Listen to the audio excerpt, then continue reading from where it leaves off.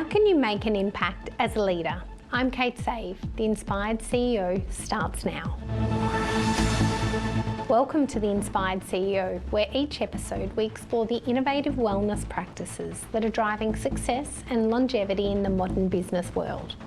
My next guest boasts over 33 years of leadership experience from PwC to driving initiatives in diabetes prevention and support. He also serves as an adjunct professor at Deakin University. Joining me now is CEO of Diabetes Victoria, Glen Noonan. Thank you so much for coming in today. Thanks, Kate. Now, I'm really looking forward to hearing about this journey. So you've had 3 decades of leading in the space with PwC and then at Diabetes Vic. So what inspired you to follow this career path?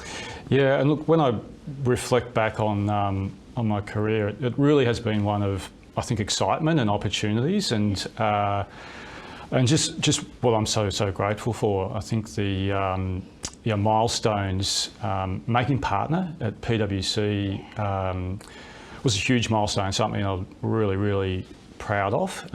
The journey from a young graduate through to partner was just full of opportunities, full of great mentors that helped me along the way, and I was fortunate to make partner, and in fact be one of the youngest partners in the firm globally. So I was made partner by age 30, 9 years with the firm, and that was fabulous in terms of sort of the opportunities and sort of the inspiration that others gave me, and so just a whole range of different projects, and I think I advised probably over half of the ASX top 10 clients that we see in the country today on a whole range of different complex things: integrations, acquisitions, growth strategies, productivity, and complex risk matters. So a big part of that was just continually sort of pushing myself out of the comfort zones. I think when we sort of talk about challenges, it was really a constant sort of challenge around seeing an opportunity and grasping it and trying to make the most of that. And that's sort of where growth and development I think comes from, when you're a little bit out of your comfort zone and you're looking to learn and develop. That's really good advice for people that are listening too, that if you feel uncomfortable, that is the place of growth. You need to just keep pushing through and get through that. And what about in your journey as well? So you went from PwC to Diabetes Victoria, so you've really gone into healthcare. What was the inspiration for healthcare? Yeah, so I think 2 things. One, I was at a point that I felt I'd done everything I wanted to do in the consulting side of my career and achieved what I wanted to achieve. Was there a bucket list there? Was it what does that look like, doing what you want to do? Well, it was really that I felt from a consulting point of view I'd done that, but I had this desire, I guess, for the next part of my career to be much more purpose driven. And so it's just a lot of reflection in terms of, I sort of call it chapter 1, chapter 2, that chapter 2 for me was about, really sort of focusing on big societal issues and trying to have an impact. So trying to bring my experience from the first part of my career, leadership, transformational change, to what I did next, and to sort of do something which was, for me, sort of, around helping in terms of the health and well-being of Australians. So that's sort of what the inspiration was, and lived experience as well. So bringing that lived experience to this new part of my career, which is the CEO of Diabetes Victoria and some other board and advisory roles. Incredible. And you're quite passionate about your own personal health, and you have quite a routine as well. So take us through what you do for your health.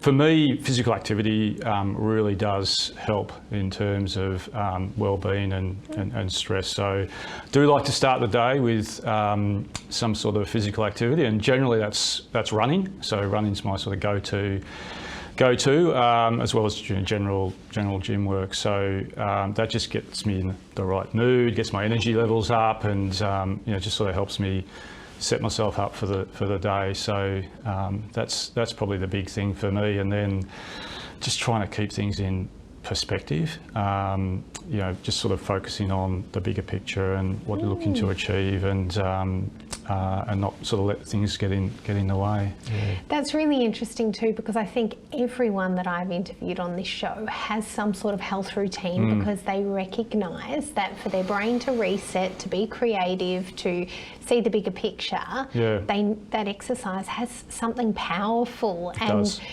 How do you feel when you don't do it?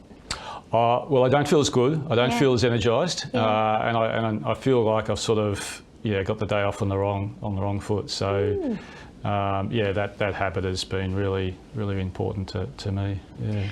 So tell us a little bit about how you may picture the future of healthcare, and in the role that you're currently in, the boards that you sit on. Yeah. Where do you think healthcare is going, and particularly in the way of diabetes?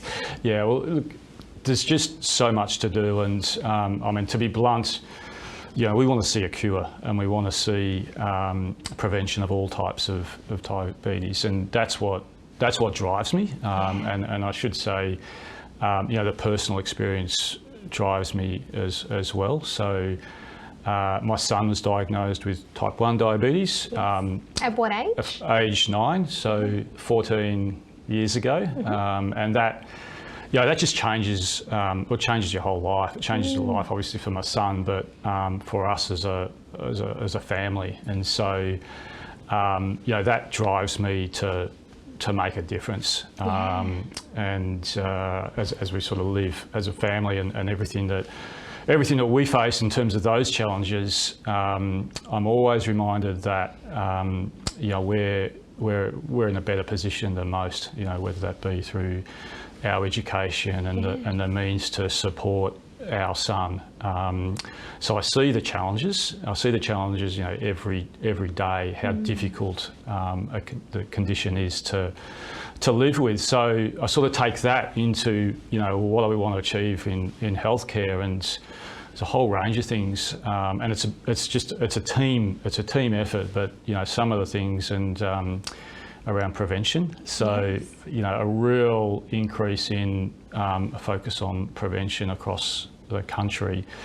Type 2 diabetes, 60% of the cases can be, prevented or avoided with modifiable risk factors. So, a real need to focus on prevention is certainly one of the things around healthcare.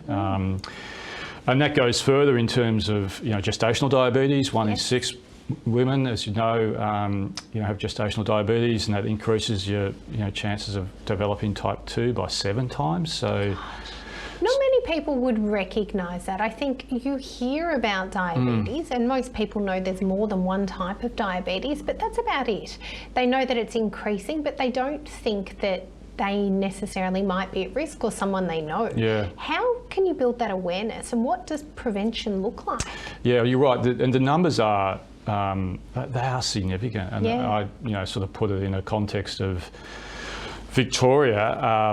When you think about the number of people that are diagnosed with diabetes, at high risk of diabetes, or living with diabetes but actually undiagnosed, that's 1 million, right? So that's 1 in 7, just in Victoria, yeah. So 1 in 7 Victorians are affected by diabetes, and then you've got the families and carers on top of that. So it's it's so significant in terms of the numbers. So the awareness of that is absolutely paramount, and that's points to the importance of prevention.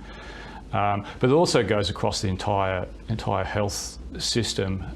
So someone living with diabetes will be, intersecting and need to, be engaged across the entire health system. So we need, we need enhancements across that whole health system. We need integrated models of care that will better support people within each part of the health system, whether it be hospitals. Care needs to improve. So there's all of that needs to happen. So it's absolutely huge. It's mind-blowingly huge. And the fact that we hear more about cancer, more about heart disease, more about COVID than we do diabetes, and something that's affecting 1 in 7 Victorians, let alone the rest of the world. And I think from that prevention point of view and awareness, the biggest challenge there is really going to be how you get that awareness out without necessarily the huge shock campaign like the Stop Smoking, but enough shock that people recognise that it's close, it's not something a long way away. That's right. Education is so important. The understanding of the risk factors and the understanding to be able to do something early, and even when you are diagnosed, to be able to then do the right things, because diabetes is the leading cause of many of those other conditions. That's right. Heart, stroke, kidney, Alzheimer's, etc. So the more work that's done on prevention and care around diabetes just has a massive flow on benefits to those other areas as well. And I think that's another really, really important point that is not stressed enough when we're talking about the other conditions, and we're not talking about the preventative measures starting back at pre-diabetes and diabetes. Now, in terms of leadership and making change, you're very inspirational in what you've done. You've got a wealth of knowledge in all different areas of business. You sit on multiple boards. You're an adjunct professor at Deakin. What sort of leadership skills do you think are transferable to the next generation? What do you want to see that you think will make a difference? I think leading with what I kind of call clarity of your purpose, and that's just so important in terms of your why, and why are you doing what it is, and having a clarity of purpose such that really helps you think through your priorities, your focus areas.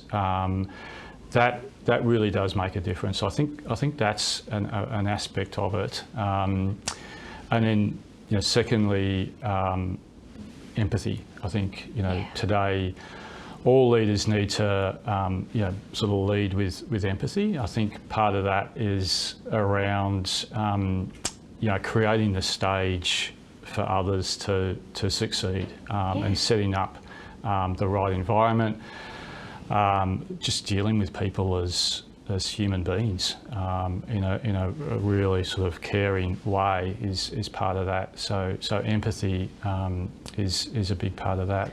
Incredible. Well, thank you for sharing everything with us today, and I think a lot of big learnings for people, some of the stats out there, but also making sure we lead with our why and leading with empathy. So this is Ticker. We will be right back.